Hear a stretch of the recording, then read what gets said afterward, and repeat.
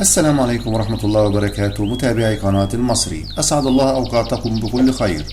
لو أنت جديد وأول مرة تشاهد قناتي ما تنساش اللايك والاشتراك في القناة ليصلك كل جديد. على ملعب أولد ترافورد يستضيف مانشستر يونايتد في مدينة مانشستر نادي ليدز يونايتد في واحدة من مباريات ومنافسات الأسبوع الرابع عشر من الدوري الإنجليزي الممتاز، في مباراة تنطلق صافرتها في تمام الساعة 6:30 بتوقيت القاهرة، وتذاع مباشرة وبشكل حصري في منطقة الشرق الأوسط وفي المنطقة العربية على قناتي بي إن سبورت الأولى والثانية، مصحوبة بالتعليق الرياضي من المعلق المتميز خالد الحدي. يحاول نادي مانشستر يونايتد استعادة نغمة الانتصارات بعدما خاض 12 مباراة لم يتمكن من تحقيق الفوز سوى في 7 مباريات فقط، فيما تعادل في مباراتين، حيث تعادل مع تشيلسي سلبيا في الأسبوع السادس من عمر النسخة الحالية من الدوري الإنجليزي الممتاز، وكان تعادل الثاني سلبيا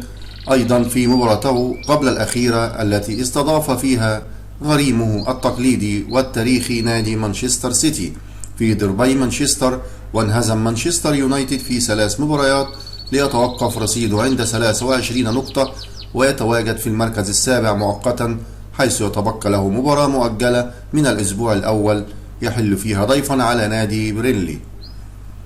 أما نادي ليدز يونايتد فقد تمكن من تحقيق الفوز في 5 مباريات من المباريات ال13 التي خاضها حتى الآن، فيما تعادل في مباراتين، حيث تعادل في الأسبوع الرابع من عمر النسخة الحالية من الدوري في المباراة التي استضاف فيها نادي مانشستر سيتي وانتهت بالتعادل السلبي، وكان تعادله الثاني مع نادي أرسنال في المباراة التي استضاف فيها في الأسبوع التاسع من عمر الدوري، فيما انهزم ليدز يونايتد في 6 مباريات ليتوقف رصيده عند 17 نقاطا متساويا مع نادي نيوكاسل يونايتد في عدد النقاط، متفوقا عليه بفارق الأهداف. مشاهدة طيبة، والسلام عليكم ورحمة الله وبركاته.